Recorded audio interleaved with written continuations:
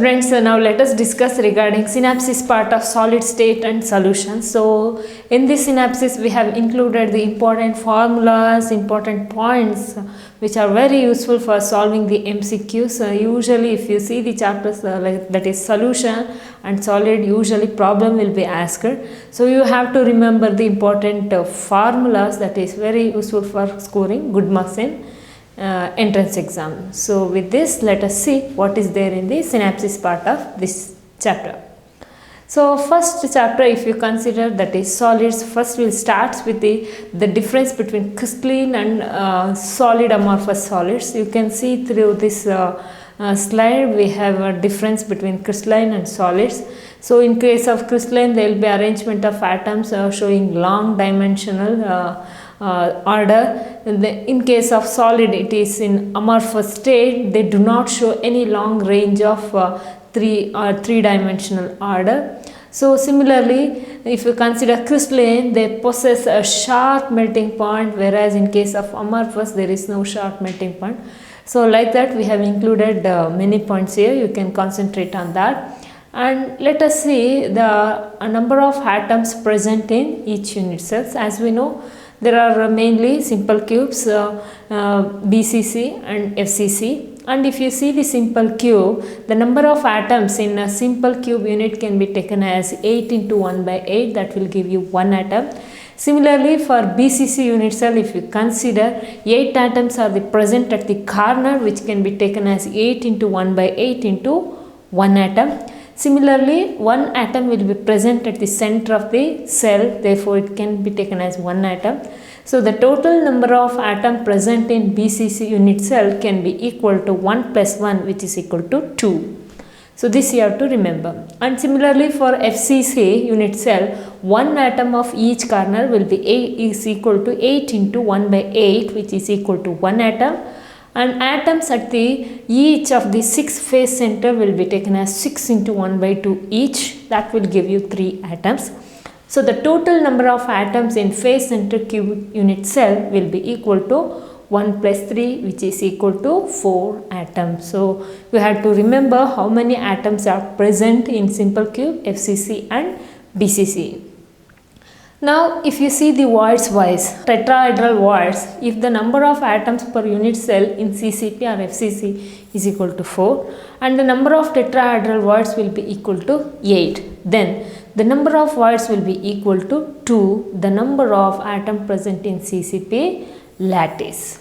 Now, if you see the packing efficiency, right? So packing efficiency generally can be given as a volume occupied by atom or sphere divided by total volume of the unit cell into 100. Similarly, in case of a simple cube, the formula can be taken as 1 because number of atom in simple cube is 1 into 4 by 3 pi r cube divided by 2 r cube into 100. That will give you pi by 6 into 100.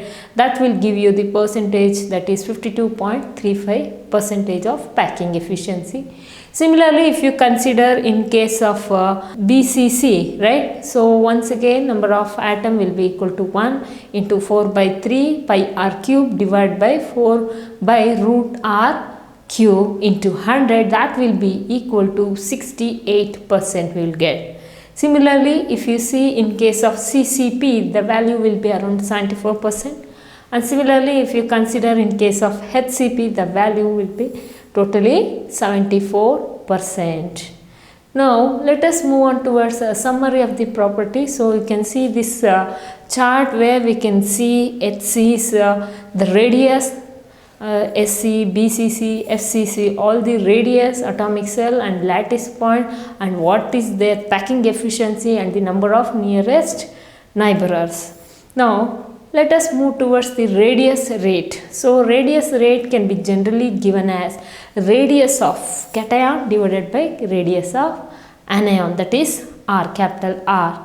So, based on the values, a radius ratio, anionic close packing coordination number can be given. For example, if the radius ratio is 0.155 to 0.225, then we can say it is a planar triangular with the coordination number of 3. By knowing the radius ratio, we can say what is their coordination number, what is their close packing efficiency. So mass of the atom of the unit cell will be equal to number of atoms in a unit cell, that is Z into mass of atom. So mass of one atom will be equal to, as we know, that is molar mass divided by Avogadro's constant, that is Na. So the next concept will be the density. So how to calculate the density of unit cell of a cubic crystal? So density can be given by a symbol rho, which is equal to Z into M divided by V into N, which is equal to, where Z is the number of atoms per unit cell and M is the molar mass and Na is the Avogadro's constant and A is the edge length of the unit cell. So for primitive cube, what is the formula? You can see there, and for face center cube also you can see the formula, and body center cubic also you can see the formula. So if you remember this formula, it will be very useful to calculate the rho, that is the density. And the next term will be the magnetic dipole moment, which can be given by mu. So mu will be equal to I into A, where I is the current and A will be the area of the loop. And such current flows counterclockwise relative to an observer standing along the direction of the magnetic momentum. So this is regarding a simplified form of solids chapter. We have included only formulas which are the highlights and which are the important concept. Like this, now let us move on towards solution also. When we see in case of solution chapter, the common types of solution we will discuss first. So we know what is dispersion phase and dispersion medium. Based on the dispersion phase and media, it can be classified into different types. You can see through this table where we have a phase of solution like a liquid, it may be gas or it may be solid, and similarly media also changes. Based on this we have certain examples, so you can go through to this table. And we can also calculate the mass percentage by that is W by W of a solution, which can be given by, so mass percentage can be given by gram of solute divided by gram of solute plus gram of solvent into 100, right? There we will get the mass percentage, that is of W by W. Similarly, we can also see the volume percentage, which is commonly referred as V by V of a solution. So volume percentage will be equal to volume of a liquid divided by total volume of a solution into 100. So also we can see the mass by volume percentage of a solution. So mass by volume percentage will be equal to gram of a solute divided by ml of a total solution into 100. Similarly, we also discussed regarding ppm, that is part per million or billion, ppb. So it can be given as gram of solute divided by gram of solution into 100%, which is equal to gram of solute divided by gram of solution into 10 power 6 ppm. So in case of billion, that the value will be changes to 10 power 9 ppb. So also we can give in terms of molarity of the solution. As we know, molarity, that is expressed in terms of capital M, will be equal to number of moles of solute divided by liter of the solution. That will give you mole per liter. So units, if you see, molar will be given as mole per liter. Now let us see mole fraction of the substance. So let us say we want to calculate the mole fraction of A molecule, then mole fraction can be represented as X of A will be equal to N of A divided by N of all the total number of moles of all the components like Na, Nb, Np, Nc, Nd, etc. till Nz also, where Na, Nb, Nc till Nz are the number of moles of each component of A, B, C to Z respectively. The sum of mole fraction of the mixture must always be equal to 1. This you have to remember. The mole percentage is obtained by multiplying the mole fraction by 100%. So the next one expression will be the molality of a solution. So molality can be designated as small letter m, which is equal to number of solute, number of moles of solute divided by kilograms of solvent, which can be given as mole per kg. The unit of this molality can be given by mole per kg. Similarly, we also discuss regarding molality, formality also. So if you see the molarity, so that is equal to number of solute divided by kilogram of solvent, that we have discussed here. So the next one we will discuss is formality. Formality is nothing but a concentration of a solute per liter of this solution divided by formula weight. Similarly, we also express the strength in terms of normality of a solution. We can say normality of the solution will be equal to concentration of the solute per liter of the solution divided by equivalent weight of the solution. And unit for this normal can be taken as capital N. So also in this chapter we discussed regarding Henry's law. So remember, this is very important concept. So according to Henry's law, C of gas will be equal to Kh into P of gas, where C gas is the concentration of gas and Kh is constant, that is called Henry's constant, and P gas is the partial pressure of the gas above the solution. So the next law usually we use this in this chapter is Raoult's law. So according to Raoult's law, we can say P1 will be equal to P1 naught x1, where P1 is the partial pressure of the one component and P1 naught is the partial pressure of a pure component and x1 is the mole fraction of the component. And also we discussed regarding Dalton's law of partial pressure. So P total, that is total pressure, will be equal to P1 naught plus P2 naught minus P1 naught into x2. So for two component system, the law is expressed as above. Here P total is the total pressure over a solution phase, and similarly P1 naught and P2 naught are partial pressure of the individual component, and x2 is the mole fraction of the second component. So similarly we also discuss regarding Van 't Hoff factor, which is represented as I. So I, as we know, it is given as observed value of colligative property divided by calculated value of colligative properties. So and we have relative lowering wave colligative property. If you see, many are there. The first one is relative lowering vapor pressure, which is commonly given as delta P is equal to Pa naught minus Pa divided by Pa naught, which is equal to I into N of B by N of A. So unit for this delta P can be taken as star, bar or atmospheric pressure, or in terms of mercury. So also one more colligative property is there, that is elevation of boiling point, which can be given as delta Tb is equal to I into Tb minus Tb naught, which is equal to IKBm. So unit may be taken as for this delta Tb will be either degree centigrade or Kelvin. So this next colligative property is depression of freezing point. So depression of freezing point will be equal to delta Tf, which is equal to I into Tf naught minus Tf, which is equal to I into Kf into m. So unit for this colligative property usually degree centigrade or in terms of K.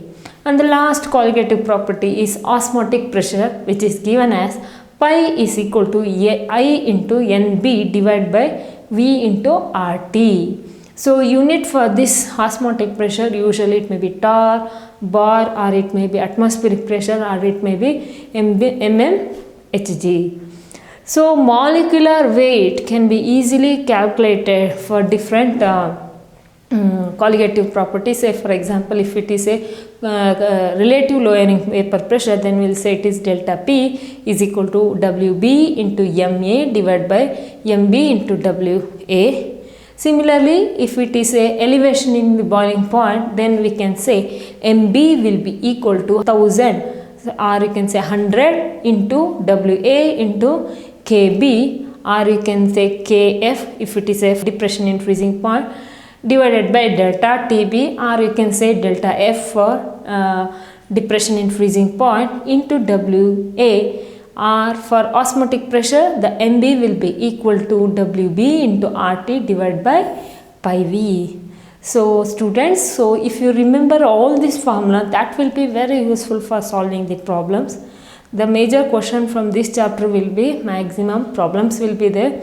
So if you remember all these formulas and their conversion factors and expression of concentration, that will be very useful to get a good marks in entrance exams.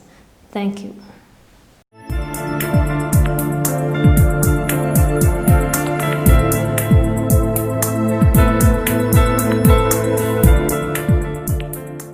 Now let us discuss regarding MCQ part of solids and solution. Let us see the first question. If molality of the dilute solution is doubled, the value of molar depression constant, that is Kf, will be. So we have four options. Option A, halved. Option B, tripled. Option C, unchanged. Option D, doubled. So if you see all the option C is the right answer, because the value of molar depression constant, that is Kf, is constant for a particular solvent. Thus it will be unchanged when molality of the dilute solution is doubled. Therefore option C is the right answer for this question. Now let us move towards next question. Which of the following is dependent on temperature? So we have four options. Option A, molarity. Option B, mole fraction. Option C, weight percentage. Option D, molality. So if you see all the option, we can say option A, that is molarity, is the right answer. As we know, molarity is equal to number of solute dissolved in 1 liter of the solution. Therefore volume is in liquid state, therefore it is dependent on temperature. Therefore option A is the right answer for this question. Now let us move towards next question. The Van 't Hoff factor, that is I, for a dilute aqueous solution of the strong electrolyte, that is barium hydroxide, is. So we have four options. Option A, 0. Option B, 1. Option C, 2. Option D, 3. So being a strong electrolyte, barium hydroxide undergoes 100% dissociation in a dilute aqueous solution.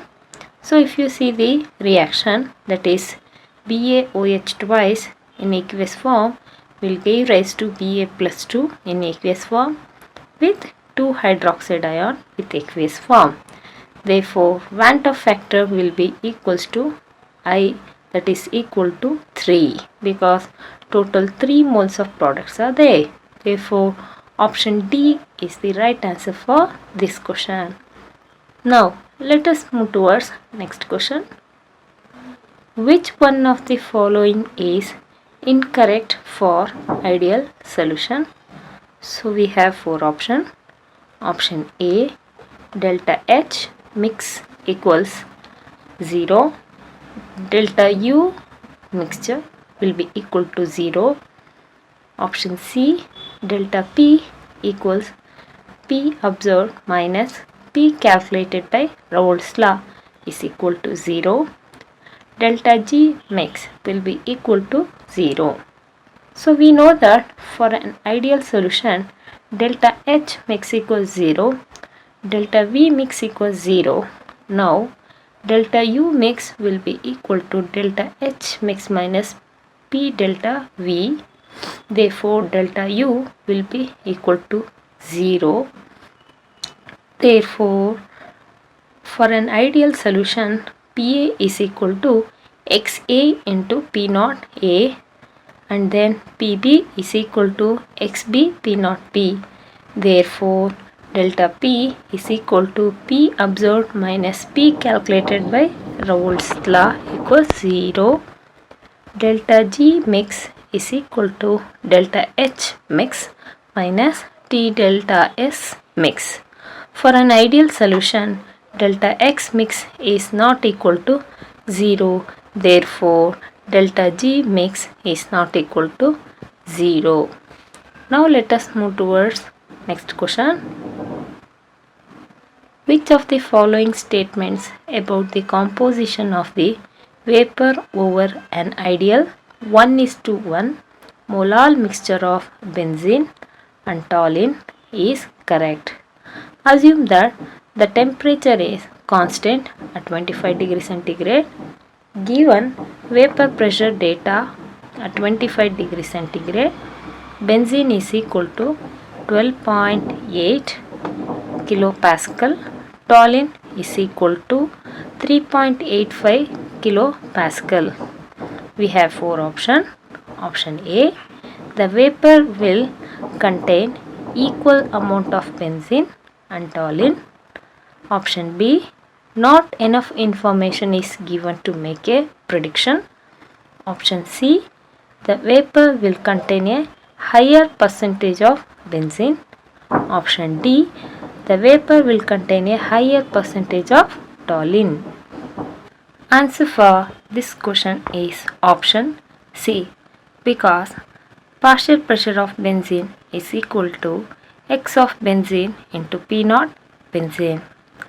And similarly, so P toluene is equal to X of toluene into P naught toluene. For an ideal solution, 1:1 molar mixture of benzene and toluene, X benzene will be equal to half and X of toluene will be equal to half, since both are in 1:1 concentration.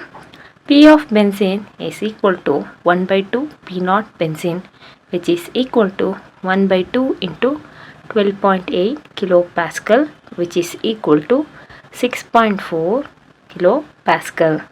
Similarly, partial pressure of toluene is equal to 1 by 2 P naught toluene is equal to 1 by 2 into 3.85 kilopascal, which is equal to 1.925 kilopascal.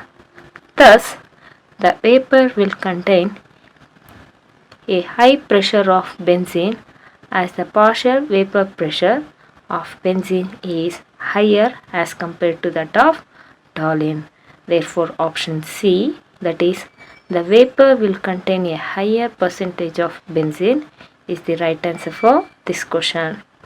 Now let us move on to next question.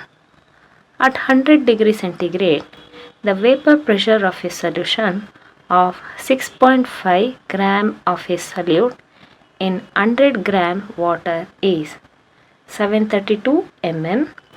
If Kb equals 0.52, the boiling point of this salt will be.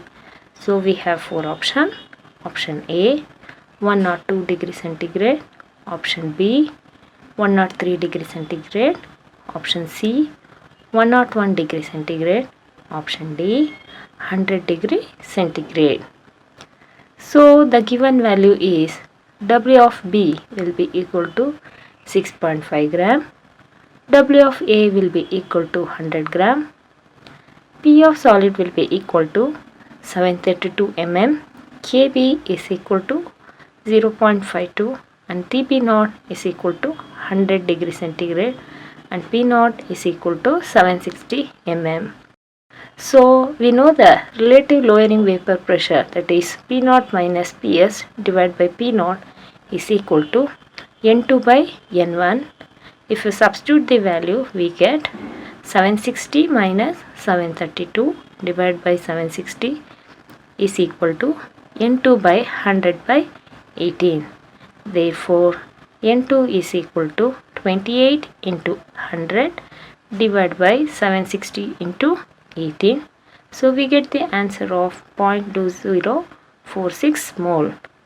We know that delta Tp will be equal to Kb into m, So delta B is nothing but TB minus TB naught, that is boiling point of pure solvent, will be equal to Kb into N2 into 1000 divided by weight of A in gaseous state. Therefore, we know the value of TB naught, that is 100 degree centigrade. Therefore, TB minus 100 degree centigrade, which is equal to 0.52 into 0.2046 into 1000 divided by 100, that will give you 1.06. We know that TB is equal to, if you shift the 100 that side, we get positive. Therefore, TB is equal 100 plus 1.06, which is equal to 101.06 degree centigrade. Now let us move on to next question. What is the mole fraction of the solute in a 1.00 m aqueous solution? So we have four options.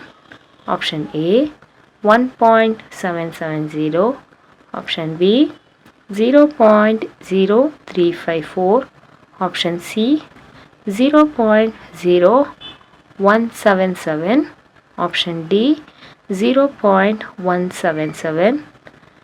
So we know that 1 molar aqueous solution means 1 mole of solute is present in 1000 gram of water.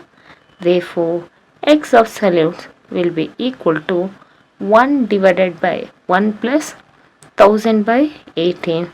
So we get, by taking the LCM value, that is equals to 1 by 56.5, which is equal to 0.0177. Therefore, option C is the right answer for this question. Now let us move to next question. Which observations reflect colligative properties? So we have three statements. Statement 1. A 0.5 molar NaBr solution has a higher vapor pressure than a 0.5 molar barium chloride solution at the same temperature. Statement 2. Pure water freezes at the higher temperature than pure methanol. Third statement. A 0.1 molar NaOH solution freezes at a lower temperature than pure water. Choose the correct answer from the code given below. So we have four options. Option A 1, 2 and 3. Option B 1 and 2. Option C 2 and 3. Option D 1 and 3. So if you see all the option, we can say option D is the correct answer, because colligative properties depends upon the number of particles. Since methanol is non-electrolyte, hence cannot be considered. Therefore, option D is the right answer. Now let us move towards next question. A solution containing 1.8 gram of a compound with the empirical formula CH2O in 40 gram of water is observed to freeze at minus 0.465 degree centigrade. The molecular formula of the compound is, that is Kf of water they have given, which is equal to 1.86 kg Kelvin per mole. So we have four options here. Option A C2H4O2, option B C3H6O3, option C C4O4H8, option D C6H12O6. We know the formula delta TF is equal to Kf into m. So the molar mass of solute will be equal to Kb into 1000 into Kf into W2 of solute divided by delta TF into W1 of solvent. So we get the value, that is 1000 into 1.86 into 1.8 divided by 0.465 into 40. So we get the value of 180. And we know that molecular formula is equal to empirical formula of n molecule. Therefore, n equals molecular mass divided by empirical formula mass. Therefore, 180 divided by 30, we get 6. That is the n value. So, molecular formula will be CH2O into 6. So, we get C6H12O6. That is option D is the right answer for this question. Now, let us move on to next question. A solution of urea with the molecular mass 56 gram per mole boils at 100.18 degree centigrade at the atmospheric pressure. If Kf and Kb for water are 1.86 and 0.512 Kelvin kg per mole respectively, the above solution will freeze us at, we have 4 options. Option A 0.654 degree centigrade, option B minus 0.654 degree centigrade, option C 6.54 degree centigrade, option D minus 6.54 degree centigrade. So as delta TF is equal to Kf into m and delta TB is equal to Kb into m, this we know. Hence, we have m equals delta TF by Kf is equal to delta TB divided by Kb, or we can say delta TF equals delta TB into Kf by Kb, so that we get because we know that delta TB is equal to 100.18 minus 100, we get the value of 0.180 degree centigrade. So if you substitute the value, this value, we get 0.18 into 1.86 divided by 0.512. So we get the answer of 0.654 degree centigrade, as the freezing point of pure water is 0 degree centigrade. Delta TF is equal to 0 minus TF. Therefore, 0.654 will be equal to 0 minus TF. So, therefore, TF we get minus 0.654. Thus, the freezing point of solution will be equal to minus 0.654 degree centigrade. Therefore, option B is the right answer for this question. Now, let us move on to next question. The vapor pressure of a solvent decreases by 10 mm of Hg when a non-volatile solute was added to the solvent. The mole fraction of the solute in the solution is 0.2. What should be the mole fraction of the solvent if the decrease in the vapor pressure is to be 20 mm of Hg? So we have 4 options. Option A 0.8, option B 0.6, option C 0.4 and option D 0.2. According to Raoult's law, we know that delta P divided by P naught is equal to n by n plus capital N, which is the mole fraction of solute.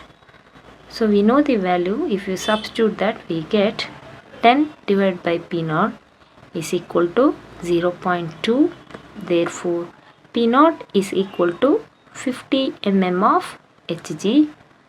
For other solution of same solvent, 20 by P naught will be equal to n plus capital N, mole fraction of solute. Therefore, we get 20/50, which is equal to mole fraction of solute.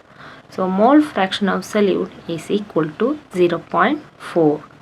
As mole fraction of solute plus mole fraction of solvent is equal to 1, we know that hence mole fraction of solvent will be equal to 1 minus 0.4, which is equal to 0.6. Now let us move on to next question. A solution containing 10 gram per dm cube of urea with a molecular mass equals 60 gram per mole is isotonic with a 5% solution of a non-volatile solute. The molecular mass of this non-volatile solute is, we have four options.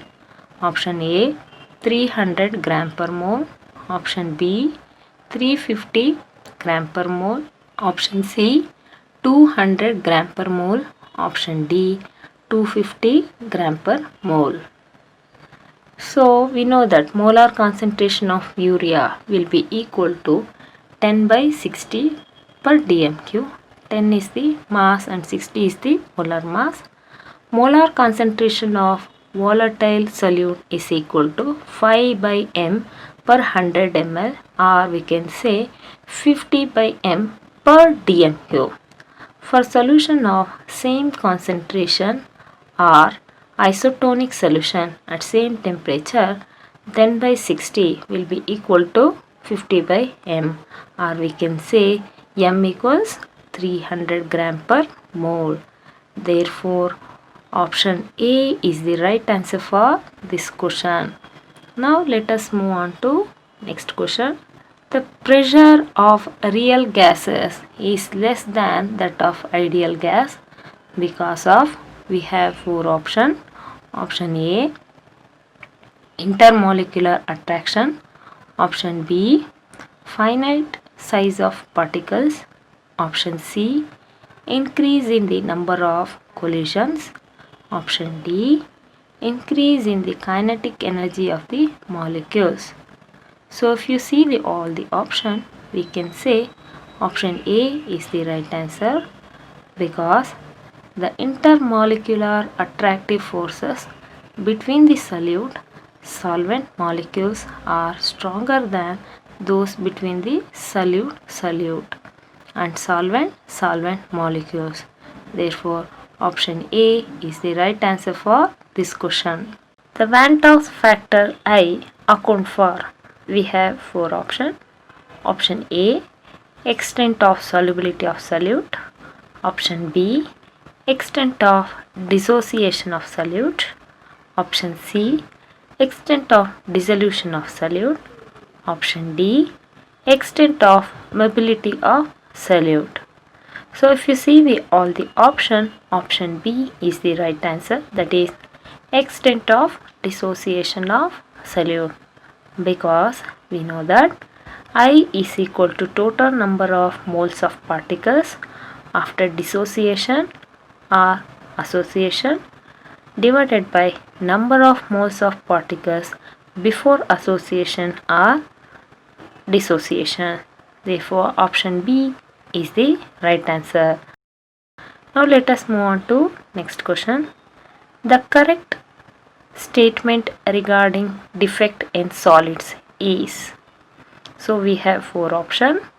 Option A Finkel defect is usually favored by a very small difference in the size of cations and anions. Option B Frenkel defect is a dislocation effect. Option C trapping of proton in the lattice leads to the formation of F center. Option D Schottky defect has no effect on the physical properties of solids. So if you see all the option, we can say option B is the right answer because the smaller ion, usually cation, is dislocated from its normal site to an interstitial site. Therefore, option B is the right answer for this question. Now let us move on to next question. In a face-centered cubic cell of A and B atoms, in which A atoms are at the face of the unit cell and B atoms are at the face centers, one of the A atom is missing from one corner in unit cell. The simplest formula of compound is, so we have four options. Option A, A7, B24. Option B, A7, B8. Option C, AP3. Option D, A7, B3. So we know that number of atoms of A from corners of unit cell will be equal to 7 by 8 because one atom is missing. Similarly, number of atoms of B from face of unit cell is equal to 3. Thus, A is to B will be equal to 7 divided by 8 is to 3, or we can say which is equal to 7 is to 24. Thus, the formula is A7B24. Therefore, answer A, that is option A, is the right answer for this question. Now let us move on to next question. When an electrolyte is dissociated in solution, the Van 't Hoff factor I is. So we have four options. Option A, greater than 1. Option B, less than 1. Option C, equal to 0. And option D is equal to 1. So if you see all the option A, that is greater than 1, is the answer, because when an electrolyte is dissociated in solution, always the Van 't Hoff factor is greater than 1. Now let us move on to next question. Schottky defect in a crystal is observed when we have four options here. Option A, unequal number of cations and anions are missing from the lattice. Option B, equal number of cations and anions are missing from the lattice. Option C, anion leaves its normal site and occupies an interstitial site. Option D, no ion is missing from its lattice site. If you see all the option, we can say option B is the right answer, because in Schottky defect we can see equal number of cations and anions are missing from the lattice. Therefore, option B is the right answer. Now let us move on towards next question. Sodium metal crystallizes in a body-centered cubic lattice with a unit cell edge of 4.29 angstrom. The radius of sodium atom is approximately. So we have four options. Option A, 5.72 angstrom. Option B, 0.93 angstrom. Option C, 1.86 angstrom. Option D, 3.22 angstrom. So we know that in BCC the atoms touch along body diagonal. So if you see the diagram in triangle AFD, we can say C square is equal to A square plus B square, where if you substitute the value we get A square plus 2A square. So we get the value of 3A square, or we can say C is equal to root of A. The C is nothing but diagonal length which contain a circle, therefore we have radius also. So we get the value of 4R is equal to root 3A, or we can say R is equal to root 3A by 4, which is equal to root 3 into 4.29 divided by 4. So we get the value of 1.857 angstrom. Therefore, option C is the right answer for this question. Now let us move on to next question. Which one of the following statements about packing in solids is incorrect? So we have four options. Option A, coordination number in BCC mode of packing is 8. Option B, coordination number in HCP mode of packing is 12. Option C, void space in HCP mode of packing is 32%. Option D, void space in CCP mode of packing is 26%. So if you see all the options, we can say option C is the right answer because the HCP arrangement of atoms occupies 74% of the available space and thus has 26% space. Therefore, option C is the right answer.